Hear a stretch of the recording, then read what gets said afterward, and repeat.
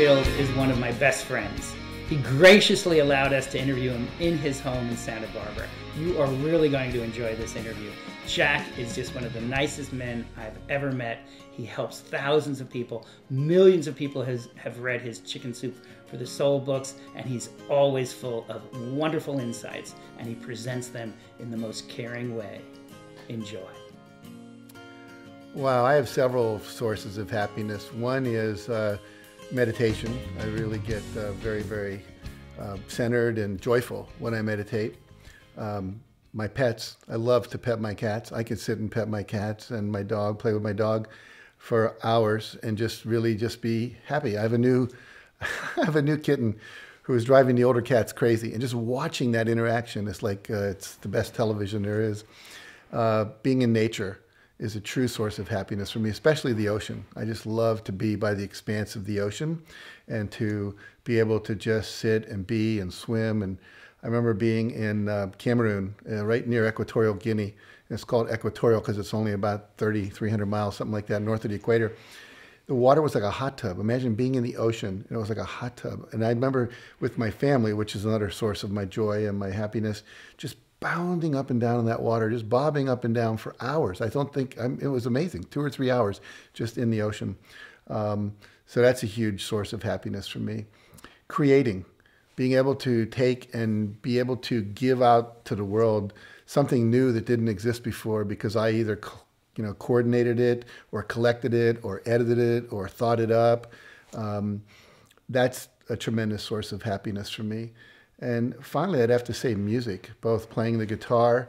I took piano lessons for a couple of years. I was terrible at it, but I had so much fun just playing this electric piano I bought and listening to music. And I go on the internet and try to find new music all the time and do that. So all of that, and I just kind of quickly said my family, but spending time with my children and my wife and family reunions. We have a big extended family. These are all things that bring me great happiness. I think everything in life has costs and benefits. And having fame and fortune, the benefit has been I can do a lot of things that people would say make you happy. And there's no question that being able to travel and to be able to afford to go to conferences and buy whatever books I want to read and hang out with really incredible people like at the Transformational Leadership Council, which costs money to go to, that has increased my happiness, no question. But I think fame and fortune has also decreased my happiness in the sense that I now have more to be responsible for, to think about, to maintain, to sometimes even worry about. The term conservative means you want to conserve something you already have. So the wealthier people tend to get more conservative. They don't want to lose what they have.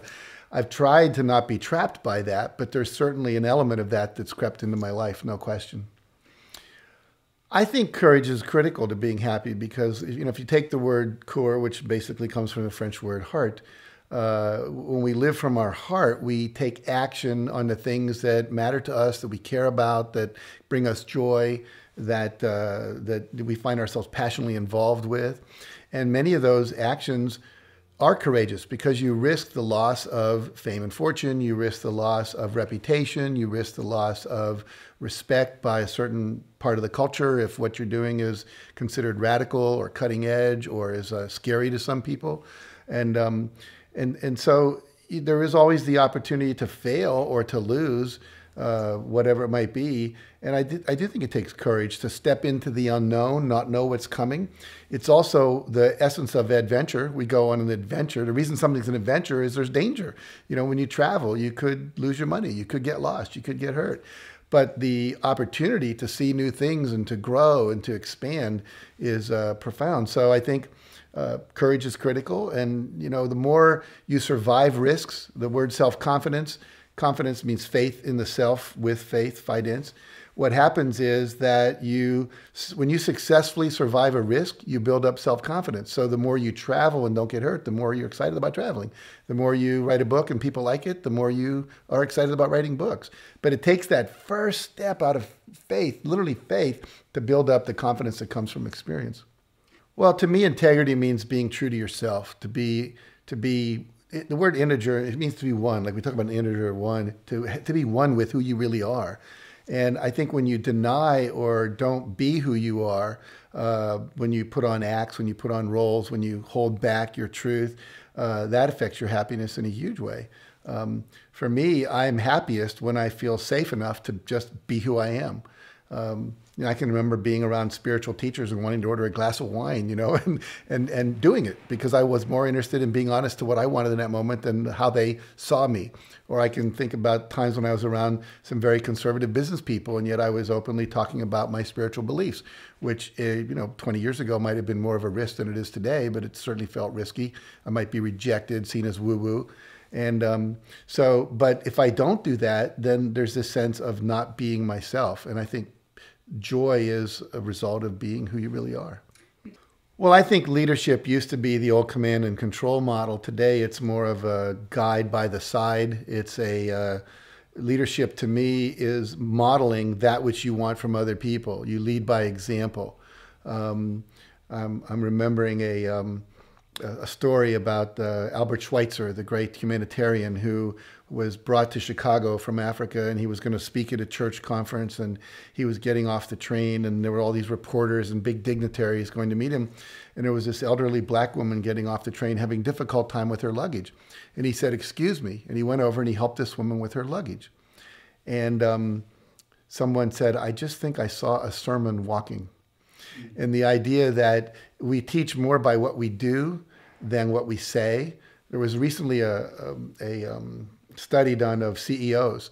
They tend to be the latest people to their own meetings. They take everyone else for granted. They think they're too busy.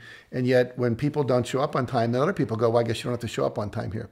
So I think leadership is by modeling. The other thing, I think it's aspirational, that true leaders today are tuning into their inner guidance and then trusting that guidance and acting on those intuitions, certainly with their feet in the real world at the same time, and leading us where we need to go. I believe that there's a conscious evolution occurring. And what I mean by that is that we are evolving as a species and as a planet, and our cultures are evolving as our technology is. And we are being asked to tune inside and cooperate with that evolution. It's like being midwives to a birth. A midwife does not birth a baby. She didn't create the baby, but she can facilitate and help it be easier for that mother to give birth. And I think we are midwives to this evolving consciousness that's happening on the planet right now.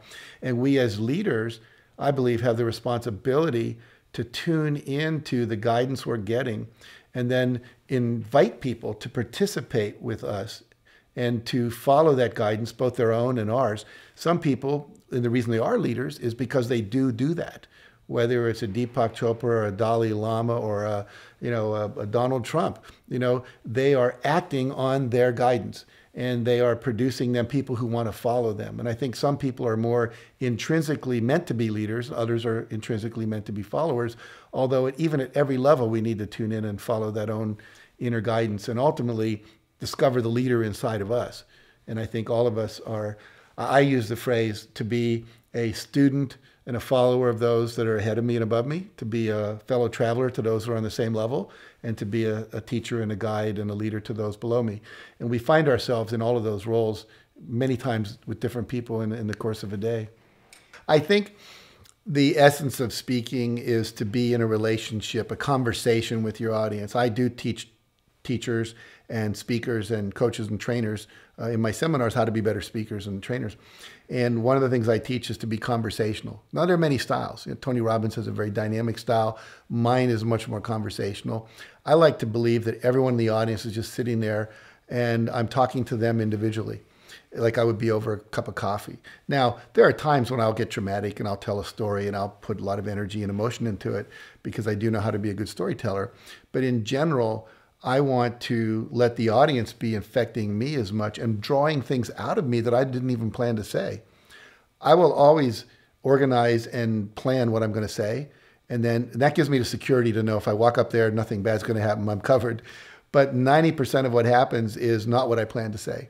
But it grows out of what the audience and I are doing. There's a dance that begins to occur. And there's something they need to hear that I can say. Or there's something I need to say that they need to hear. And often things will pop into my head and I go, really? Okay, if it's there, it must be right. And I'll say it. And those are often the most magical moments in a speech or a seminar. Well, there is feedback that goes on consciously. Obviously, if everyone's going like this, there's feedback. Your eyes are going to notice that unless you're totally asleep. But I think it's more of an energetic dance. You can feel something, and my intuition is noticing all of that, or my senses are noticing all that. My intuition is processing it, and that's what's allowing new ideas. Or we need a break now, or let's get everyone up and move, or we ought to do that exercise right now. Enough talking. Let's do something experiential. And I think that comes from years and years of practice. We would call it.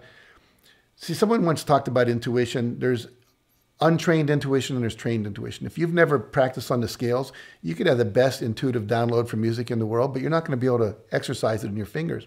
So as a speaker, because I've studied speaking and trained and done all that work and given tens of thousands of hours of speeches and seminars, it goes on unconsciously. You know, you go from being unconscious incompetent to a conscious incompetent, you're aware of what you don't know now, to a conscious competent, you really study and focus, and then you become an unconscious competent where you don't think about it anymore, you just do it. There's an art to it, and it just happens and it flows. And people go, wow, you were magical. And you don't think about or intend to be magical. You just show up and be present and trust that what's coming through you now is going to be there. It's necessary and it wants to be expressed. But if I hadn't read all the books and studied things and given lots of seminars, there wouldn't be anything in the data bank for the intuition to use to make that magical event occur. I think some of the most joyful experiences I've had in the last few years, one was I ran a train the trainer program for the first time in a lot of years. And we had people from 16 different countries around the world, and watching them blossom and open up and become more skilled and more confident in their ability to do the work. And then getting letters and emails from them about, I just ran 14 seminars in Hungary. I'm like the new, Jack Canfield or Tony Robbins or Brian Tracy in Hungary now. And just going, yeah, and so knowing that I had an impact, both the process of doing it and then doing it and then getting the feedback about its impact. Another real joyful moment for me was about 12 of us went over to Hawaii for a week, rented this house. A friend of mine actually built the house and invited us to come. We all chipped in to help them pay the mortgage. It's a 10,500 square foot house on the water. But John Gray and his wife Bonnie, Stuart Emery and his wife Joni, who used to run Actualizations and one time was the head of EST, now Landmark, and just all kinds of people like that were amazing. Jim Bunch and Deirdre Haight, a spiritual teacher. And every day we just got up and hung out for 10 days.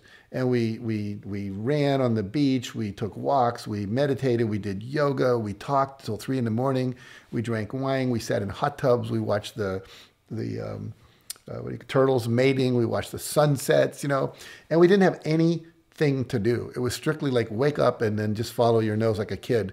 And just that freedom to explore with people that you really enjoy hanging out with. That's one of the high points of my life for sure.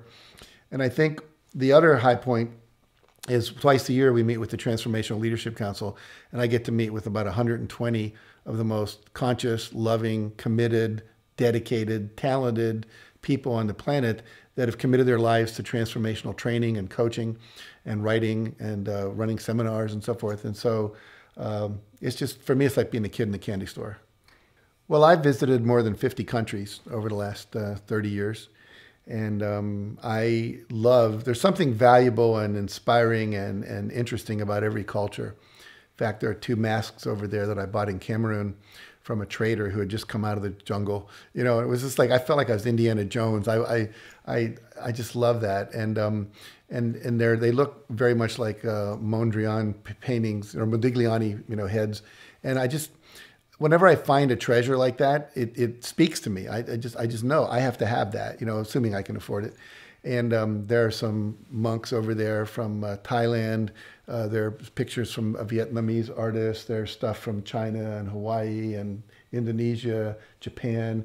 And everything I purchased, usually there was an event that was associated with it or a person, a trip that I was on. And so they're very meaningful to me because they bring back memories of people I met.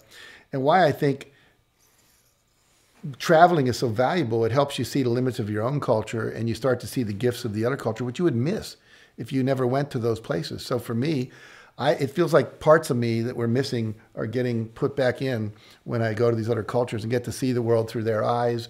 And I remember being in Thailand, walking down the street, and this young man came up to me and said, are you American? I said, yes. Do you speak English? Yes, of course. Can I walk 3 blocks with you and practice my English? I went, yes, of course. And for 3 blocks we walked, and he just practiced his English with me. And they call Thailand the land of 10,000 smiles. And in Thailand, everybody has to go, or most people have to go through a couple of years of being a Buddhist monk. And then they come back and they go into business or whatever. But those couple of years of meditation and simplicity, I think really has a huge impact on the culture that we in the West don't have. And so I just remember, I mean, I think I'm smiling now, remembering just those kind of moments are so magical, and they tend not to happen as much in the familiar cultures that we have. I think we're more open also when we travel. We kind of shut down into our habitual patterns when we're in our own environments. And so there's a tremendous amount of growth that occurs for me. And so I love it, absolutely love it. Well, I have sons who are 35 and 33, two sons who are 20, and then a son and a stepson and a stepdaughter who's 16. And I think their world is more challenging. I think that there's more they have to learn. I mean, I look at my daughter's biology text and I think, oh my God, we weren't learning that in college. I mean, but now they're requiring them to know in high school. There are so many more sources of information, how to sort out what's important. Who am I in this world of Facebook and a million possible friends that you could have, and so many TV shows. I mean, when I grew up, television came on at 7 in the morning and it went off at 11:30 at night, and there was one channel called KDK out of Pittsburgh. We were in Wheeling, West Virginia. Eventually there was 3, ABC, NBC, CBS. Not a lot of choices to make. There are so many choices now about how do you spend your time, where do you spend your time, who do you talk to, what do you believe. So I think the overwhelming flood of information that kids have to deal with is difficult and challenging. I think also we're dealing with a global world and the potential for literally destroying our planet. I mean, Mother Earth will be here, but the people may get thrown off like fleas get thrown off the back of a dog if we're not careful. And that's real for our children. I mean, my 16-year-old, by the time 2050 comes, and there's lots of catastrophic, possibilities being told us by the geophysicists and geologists and so forth. I never faced that. No one ever thought the world could end or life could end or we could destroy ourselves the way we have now. So I think there's a real sense of that the kids have, and a sense that they have to deal with these parents who've screwed it up, and I think also, because I'm a baby boomer right at the first cusp of that, and so many of us are now in power, and we're going, finally, we get some conscious leaders.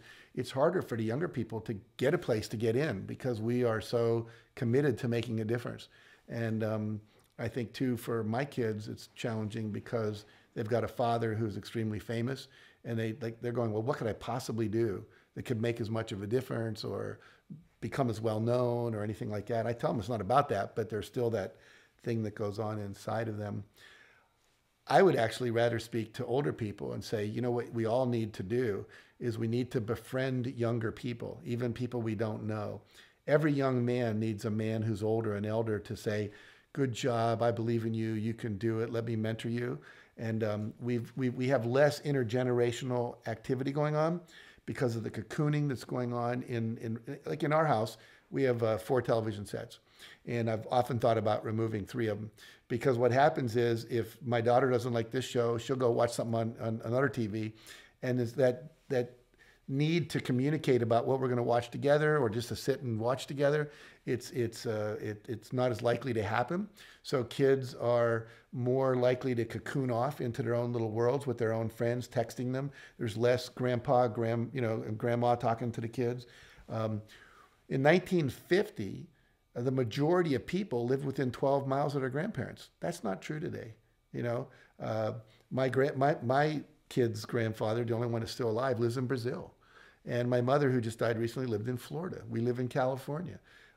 Cousins live in Australia. So there's much more mobility, which has broken down this sense of family. And I think that we have to really intentionally reach to the younger people and be guides to them so that they feel empowered and supported and believed in, because a lot of them don't. And that's why we see so many gangs, we see so many kids out of control in many ways, is there's a little bit of the Lord of the Flies happening because there's nobody really reaching out and saying, hey, I just read recently about a black neighborhood in Kansas City where the young black kids were just totally out of control, all kinds of stuff happening on the streets.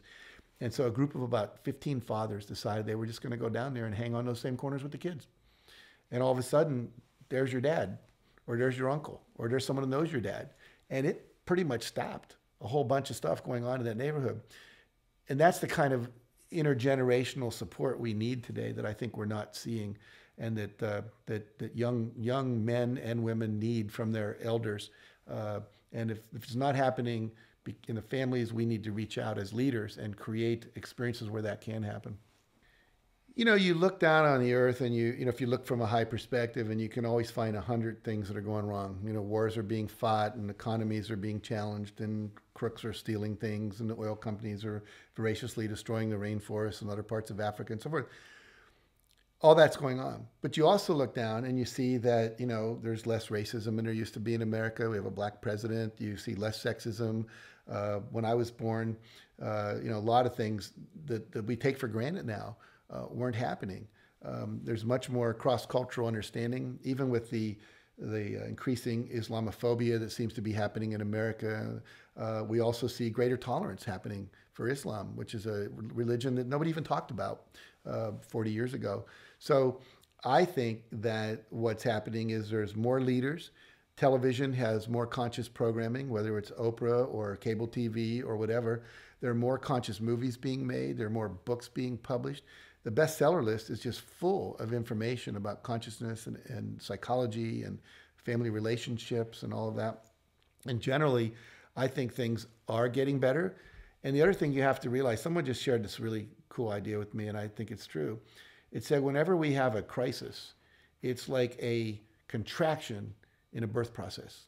So if the earth is giving birth to a new level of consciousness, all of these crises that are bringing all of our attention, whether it's the Gulf oil spill or wars that we're fighting or the economy starting to be questioned by everybody, like, will this kind of capitalism that we've had up till now work to have everyone have a decent life?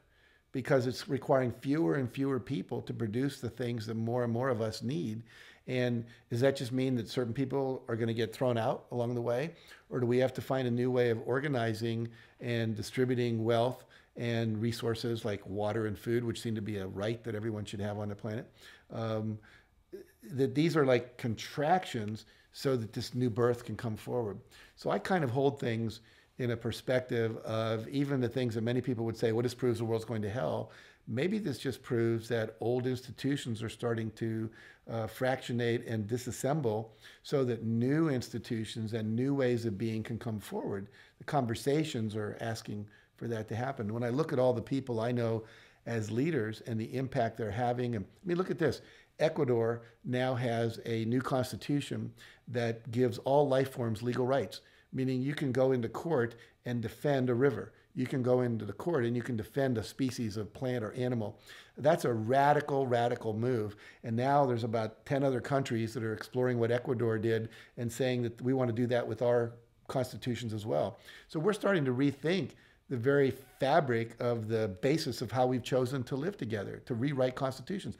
In Ecuador, they took, I think, 200 people, something like that, from representing all different aspects of society.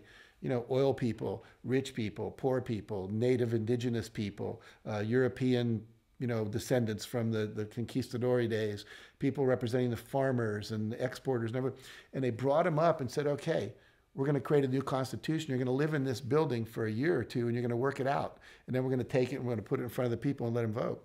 I mean, that's a radical concept to say we're going to question everything about how we've chosen to organize the way we live. And so that to me is exciting. So I think that there are many things that still have to kind of fall apart and many things that still need to be addressed. But I'm still optimistic and hopeful. I believe that gratitude is probably the highest vibrational feeling that you can possibly have, that you can generate inside the human system. There was a famous European mystic whose name escapes me at the moment, but he said, if the only prayer you ever prayed was thank you, that would be enough. And I thought that was really quite profound. And if you think about gratitude, you think about people that we call they're gracious, or someone, we talk about in the Christian tradition that God bestows grace upon you. In Spain, we say gracias for or grazie in Spanish, molto grazie, whatever.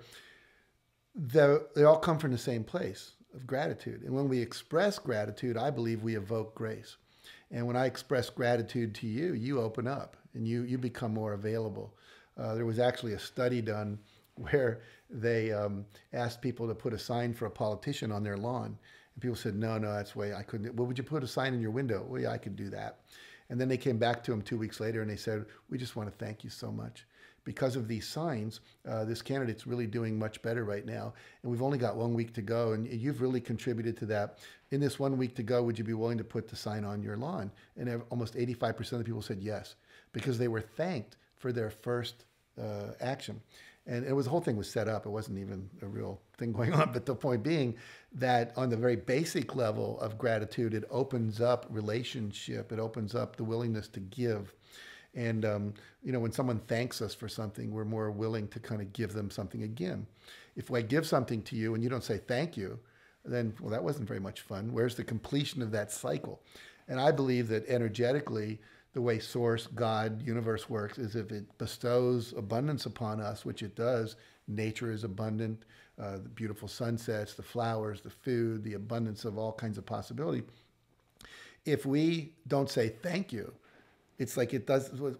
Why should I keep giving to you so much? It's like you're not saying thank you. And so I think it's part of the universal process of completing a cycle so that cycle can continue. I teach in one of my lectures about what I call the cycle of completion. You start something, first you decide to do it, you start it, you continue to do it, and you complete. And one of the things that most people do is they don't complete anything. They don't say thank you. They don't clean things up. They don't clean up messes in relationships. So when I say thank you, and I thank all the people that contributed, like acknowledgments in a book, last thing you usually write as an author, then people are more willing to play in the future.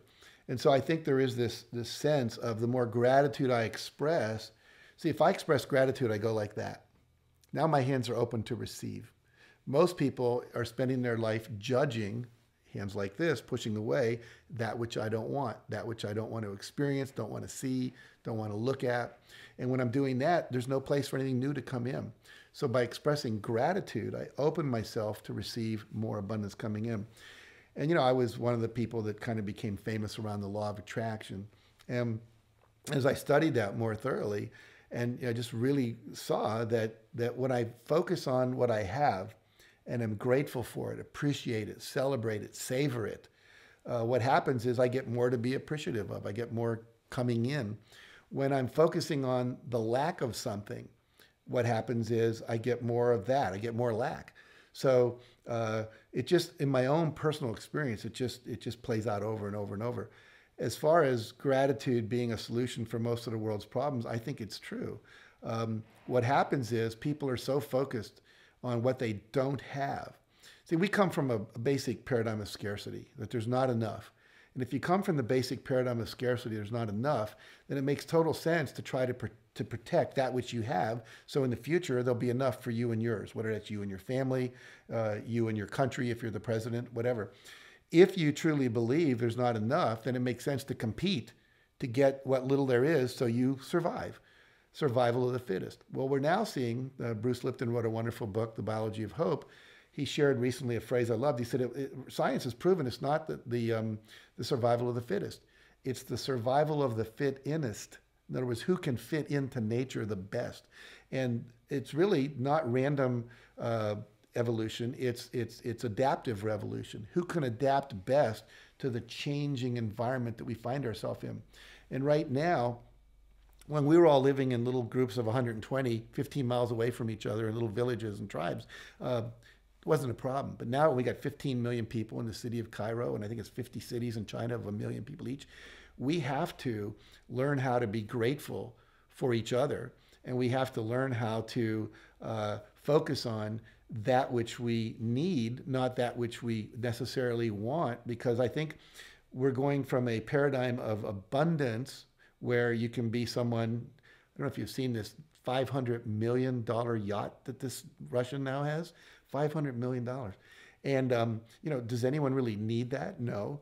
And so what happens is we need to go towards sufficiency, where we say, is there enough on the planet where everyone can have social justice, ecological sustainability, spiritual fulfillment, and a healthy life and an opportunity to learn and grow and have fun and be happy?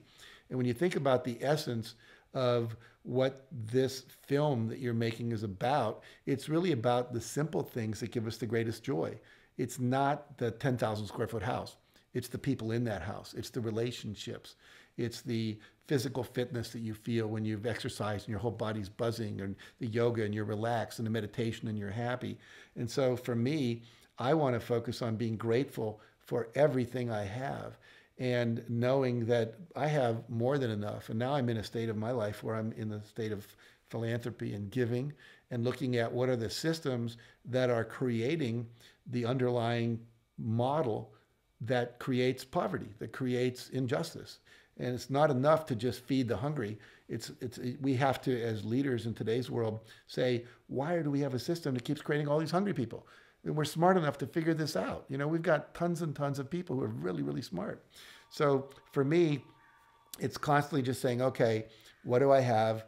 I'm grateful for it. I actually do a 7-minute gratitude exercise every morning. I get up and I do one of three things. I either write about it in a journal. I love my cat. I love my house. I love my staff. I'm grateful for the roses outside my bedroom window.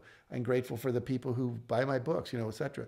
Or I will just do a meditation on that until I feel almost sad that I would cry. I just feel so joyous with the gratitude.